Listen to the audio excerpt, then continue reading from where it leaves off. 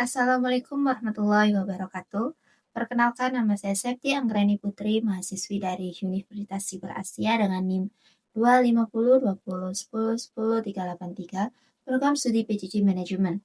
Pada video kali ini, saya akan membahas topik mengenai perekonomian Indonesia tahun 2021 mengenai pemulihan di tengah pandemi, di mana akan saya jelaskan mengenai pemahaman bagaimana kondisi ekonomi Indonesia di tahun 2021, mulai dari siapa saja pihak yang menentukan kebijakan ekonomi, bagaimana nilai tukar rupiah dan inflasi mempengaruhi pertumbuhan ekonomi, hingga data-data resmi dari Bank Indonesia yang menunjukkan proses pemulihan ekonomi nasional pasca pandemi COVID-19. Video ini cukup panjang dan padat informasi, jadi saya sarankan untuk menonton sampai selesai atau simpan dulu videonya untuk ditonton nanti saat waktu Anda lebih luang. Baik, tanpa berlama-lama, mari kita mulai dari data yang pertama. Sebelum masuk ke data-data ekonomi, kita perlu tahu dulu siapa saja pihak yang menentukan arah kebijakan ekonomi di Indonesia. Ada 4 pihak utama. Yang pertama, pemerintah pusat, yaitu Presiden dan Kementerian terkait. Melalui Kementerian Keuangan dan Kementerian Koordinator Bidang Perekonomian, pemerintah membuat kebijakan fiskal, yaitu kebijakan yang mengatur anggaran negara, pajak, dan belanja pemerintah. Contohnya adalah subsidi, stimulus ekonomi, dan program pemulihan ekonomi nasional atau PEN saat pandemi. Yang kedua, Bank Indonesia atau BI, yaitu bank sentral yang mengendalikan kebijakan moneter. BI menentukan suku bunga acuan yang disebut BI rate, mengatur jumlah uang beredar, dan menjaga nilai tukar rupiah. BI juga bertanggung jawab menjaga stabilitas rupiah secara keseluruhan. Yang ketiga, Otoritas Jasa Keuangan atau OJK. OJK mengawasi sektor perbankan, pasar modal, dan lembaga keuangan lainnya, agar sistem keuangan kita tetap sehat dan stabil. Dan yang keempat, DPR atau Dewan Perwakilan Rakyat. DPR berperan menyetujui APBN, yaitu Anggaran Pendapatan dan Belanja Negara, yang menjadi dasar kebijakan ekonomi tahunan pemerintah. Keempat pihak ini bekerja secara bersama-sama dalam mengatur roda perekonomian Indonesia, termasuk dalam menghadapi tekanan pandemi COVID-19. Sekarang, mari saya bahas nilai kurs atau nilai tukar rupiah dan bagaimana pengaruhnya terhadap PDB. Pertama, jika rupiah melemah, misalnya dari 14.000 menjadi 15.000 rupiah per dolar Amerika Serikat, apa dampaknya? Barang impor menjadi lebih mahal dan biaya produksi ikut naik sehingga harga barang dalam negeri juga ikut naik. Selain itu, utang luar negeri, baik milik pemerintah maupun swasta ikut membengkak. Namun di sisi lain, ekspor Indonesia justru bisa menjadi lebih kompetitif karena harganya menjadi lebih murah di mata pembeli asing.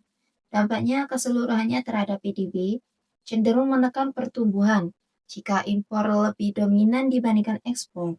Kedua, jika rupiah menguat, harga barang impor menjadi lebih murah sehingga inflasi bisa lebih terkendali. Kepercayaan investor asing juga meningkat sehingga modal asing lebih banyak masuk ke Indonesia. Dampaknya terhadap PDB yaitu cenderung positif, terutama jika investasi dan konsumsi ikut meningkat. Jadi, nilai kurs ini punya dua sisi dampak yang Selanjutnya, mari saya bahas mengenai inflasi, khususnya inflasi yang diukur melalui Indeks Harga Konsumen atau IHK. Pertama, kondisi inflasi rendah atau terkendali, seperti kondisi tahun 2021 yang berada di kisaran 1,6%. Dampaknya, harga barang stabil sehingga daya beli masyarakat tetap terjaga.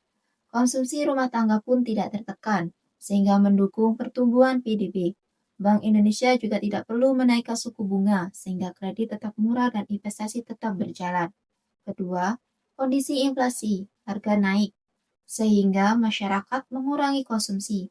Biaya produksi juga naik, sehingga perusahaan mengurangi output produksinya.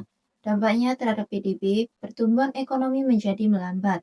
Kesimpulannya, pada triwulan 1 tahun 2021, nilai kurs rupiah yang relatif stabil dan inflasi yang rendah membantu PDB tetap terjaga, meskipun berada di tengah tekanan pandemi. Sekarang, saya masuk ke gambaran besar kondisi perekonomian makro Indonesia tahun 2021. Perekonomian Indonesia pada 2021 berada dalam masa pemulihan pasca pandemi COVID-19 yang melanda sejak tahun 2020. Saya bahas dalam 4 poin. Poin A, PDB atau Produk Domestik Bruto pada tahun 2020, PDB Indonesia tumbuh negatif berkisar minus 2,07%. Untuk pertama kalinya sejak krisis 1998, pada triwulan 1 2021 mulai menunjukkan tanda pemulihan, meskipun masih terbatas karena mobilitas masyarakat masih dibatasi melalui PPKM. Konsumsi rumah tangga yang biasanya menyumbang lebih dari 55% terhadap PDB saat itu masih tertekan. Poin B, nilai kurs pada April 2021.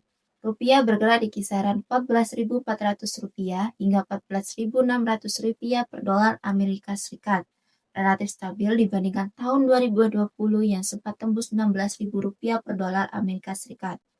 Stabilitas ini didukung oleh kebijakan intervensi Bank Indonesia dan aliran modal yang mulai kembali masuk. Poin C, inflasi IHK 2021. Inflasi terbilang rendah sekitar 1,6%, jauh di bawah target BI sebesar 3% plus minus 1%. Inflasi rendah ini sebenarnya mencerminkan lemahnya daya beli masyarakat, bukan semata-mata keberhasilan pengendalian harga. Masyarakat menahan konsumsi karena ketidakpastian ekonomi akibat pandemi. Poin D, kebijakan pemerintah untuk pemulihan. Ada 4 langkah utama. Yang pertama, program PEN atau pemulihan ekonomi nasional untuk menjaga daya beli dan menyelamatkan dunia usaha. Subsidi dan bansos untuk melindungi kelompok masyarakat rentan pelanggan suku bunga oleh BI untuk mendorong kredit dan investasi, serta vaksinasi massal untuk memulihkan aktivitas ekonomi secara bertahap. Slide ini menampilkan infografis 1 dari Bank Indonesia yang menunjukkan kondisi produk domestik bruto Indonesia pada kuartal pertama 2021. Poin A, sepanjang tahun 2020, PDB mengalami penurunan dengan total sebesar minus 2,07% secara tahunan, dengan rincian triwulan 2 minus 5,32%, triwulan 3 minus 3,49%, dan triwulan 4 minus 2,19%. Poin B, pada triwulan 1 2021, penurunan berhasil dipersempit menjadi minus 0,74% secara tahunan. Pemulihan ini didorong oleh kinerja sektor eksternal yang meningkat tajam dan akselerasi stimulus fiskal. Poin C, mari kita lihat rincian sisi pengeluaran PDB. Ekspor tumbuh plus 6,74%, didorong permintaan dari mitra dagang utama, khususnya Tiongkok dan Amerika. Impor membaik plus 5,27%, seiring perkembangan positif sektor eksternal dan perbaikan investasi. Konsumsi pemerintah meningkat plus 2,96%. Sejalan akselerasi realisasi stimulus fiskal seperti belanja barang, modal, dan bantuan sosial. PMTB atau investasi masih menurun minus 0,23%.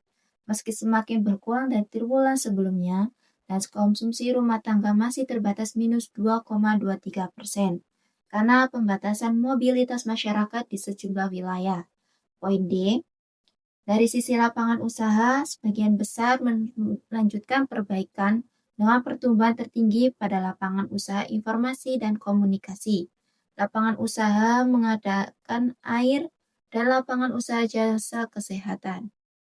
Saat ini menampilkan infografis 2 yang menyajikan 2 aspek utama stabilitas nilai rupiah. Poin A, perkembangan nilai tukar per 9 April 2021. Nilai tukar rupiah dibuka di level Rp14.530 per dolar Amerika Serikat. Yield SBN 10 tahun turun ke 6,39%. Indeks dolar Amerika Serikat atau DXY turun ke 92,06. Dan yield US Treasury Note 10 tahun turun ke 1,619%. Poin B, aliran masuk modal asing. Premi CDS Indonesia 5 tahun naik dari 82,73 menjadi 84,07 basis poin. Dalam periode 2 hingga April, transaksi non-residen di pasar keuangan domestik pada periode 5 hingga 8 April 2021 mencatat beli neto sebesar Rp2,34 triliun. Dengan saham jual neto Rp1,81 triliun dan SBN beli neto Rp4,15 triliun. Sementara data settlement tahun 2021 secara akumulatif atau year to date mencatat jual neto Rp9,68 triliun.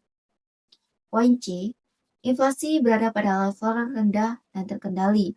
Perkiraan inflasi April 2021 tercatat 0,02% secara bulanan, 0,53% sejak awal tahunan, dan 1,37% secara tahunan. Komoditas penyumbang inflasi meliputi daging ayam, jeruk, cabai merah, dan minyak goreng. Sementara, komoditas penyumbang deflasi meliputi telur ayam, cabai rawit, kangkung, bawang merah, bayam, dan beras. Slide ini menampilkan infografis 3 yang merinci komponen inflasi indeks harga konsumen pada April 2021 sebesar 0,13% secara bulanan, meningkat dari bulan sebelumnya yang tercatat 0,08%.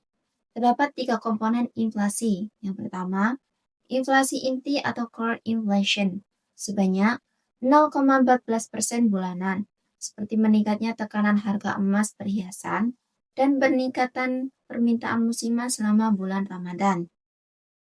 Yang kedua, inflasi bahan makanan bergejolak atau volatile food sebanyak 0,15% bulanan, sehingga melambatnya deflasi hortikultura dan beras saat musim panen.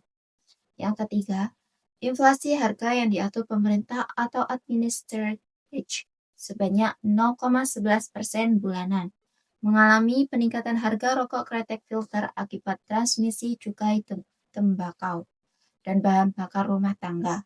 Perkembangan inflasi tahunan naik dari 1,37% pada Maret 2021 menjadi 1,42% pada April 2021.